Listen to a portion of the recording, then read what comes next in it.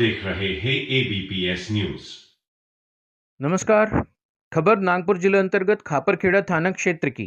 खापरखेड़ा में फिरौती के लिए 11 वर्षीय स्कूली छात्र की हत्या कर दी गई।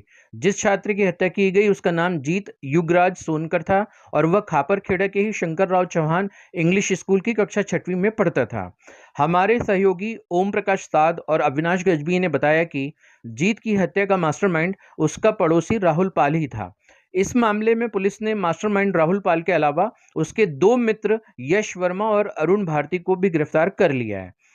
राहुल और उसके मित्रों यश और अरुण ने जीत का अपहरण तब किया जब वह शाम को छुट्टी के बाद स्कूल से घर लौट रहा था। चूंकि मास्टरमाइंड राहुल और जीत अड़ोसी पड़ोसी थे, इसलिए एक दूसरे को अच्छी तरह जानते पहचानते थे।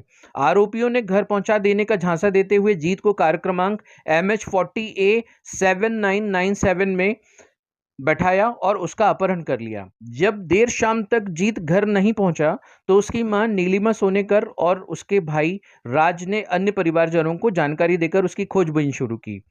जब तमाम प्रयासों के बावजूद जीत नहीं मिला तो देर रात खापरखेड़ा पुलिस थाने में शिकायत दर्ज कराई गई। शिकायत दर्ज होने के बाद पुलिस टीम ने खापरखेड़ा के मुख्य बाजार, अन्ना मोड़, मिलन चौक, दहेगांव, रंगारी आदि क्षेत्रों के लगभग सभी सीसीटीवी कैमरों के फुटेजों को खंगाला।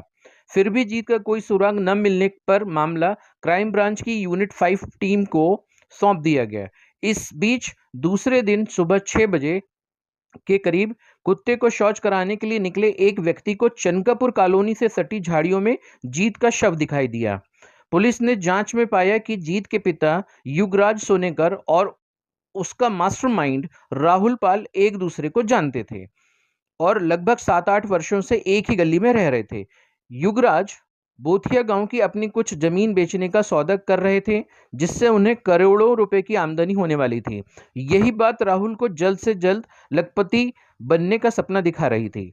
इसलिए उसने जीत का अपहरण कर जीत के पिता युगराज से 5 लाख रुपए की फिरौती वसूलने का प्लान बनाया। इस पूरे घटनाक्रम की खास बात यह थी कि किसी को शक न हो, इसलिए मास्टरमाइंड राहुल जीत की खोजबीन के लिए हर पल सोनेकर परिवार और पुलिस टीम के साथ रहा। पकड़े जाने के बाद राहुल और उसके साथी यश और अरुण ने जांच अधिकारियों को बताया कि अपहरण के बाद उन्होंने जीत को कोराडी, वारेगांव और भानेगांव सहित परिसरों में घुमाते रहे। पारशिवनी पुल के पास से कार को अन्नामोड़ चनकापुर के रास्ते में ले जाकर कोयला खदान इलाके में रात 10:30 बजे के करीब गला घोंटकर जीत की हत्या कर दी और उसके शव को बोरे में भरकर राहुल के घर के पीछे वाले कमरे में छिपा दिया। 2 दिनों तक शव को छिपाकर रखने के कारण बदबू आने की स्थिति को देखते हुए उन्होंने झाड़ियों में जीत के शव को फेंक दिया। इस विभत्स हत्याकांड से क्रोधित लोगों ने पुलिस थाने के सामने शव के साथ जमकर प्रदर्शन किया, नारेबाजी की और आरोपियों को सख्त से सख्त सजा देने की मांग की।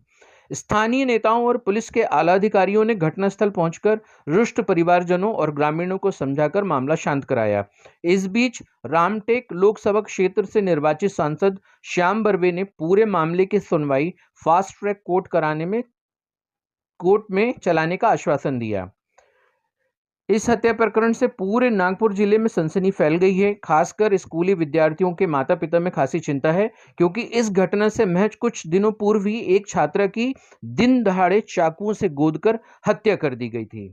आप देखते रहिए एबीपीएस न्यूज, हर मसले पर हमारी नजर।